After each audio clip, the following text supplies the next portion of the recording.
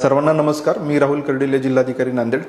आपल्याला सगळ्यांना माहिती आहे की पेट्रोल आणि डिझेल याचा तुटवडा नसतानाही अशी अफवा पसरवल्यामुळं पेट्रोल पंपांवर खूप मोठ्या प्रमाणावर गर्दी होती आणि आपल्या ज्या डेली आवक आहे त्याच्या 2 पट 2.5 पट पेट्रोल पंपांवर अतिरिक्त ताण येतोय.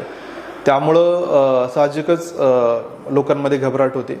परंतु मी सगळ्यांना सांगू इच्छितो की आपल्याला जी डेली आवश्यकता आहे याचा नियमित पुरवठा आहे. आपल्याकडे कुठलीही टंचाई नाही आहे. परंतु या सगळ्या गर्दीमुळं जे जेन्युइन लोक यांनाही ते पेट्रोल भेटत नाही आहे, डिझेल भेटत नाही आणि त्यामुळे त्यांच्यात विनाकारण त्याचा समज तयार होतोय.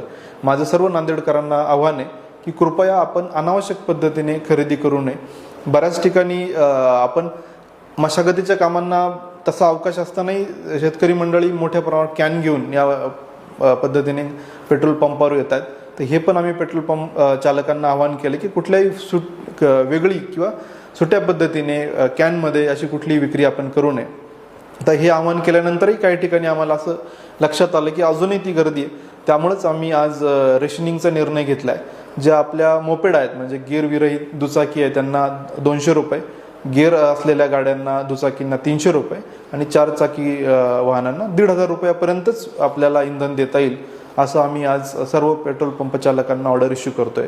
आणि परत एकदा आवाहन करतोय की कृपया आपण आपलं जे नॉर्मली आपण ज्या पद्धतीने वागतात त्याच पद्धतीने आपलं सुरळीत ठेवा. आपल्याकडं पुरेसा साठा आहे, पुरेशी आवक आहे.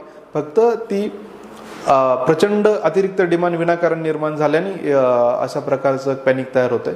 ते कृपया आपण टाळावं. धन्यवाद.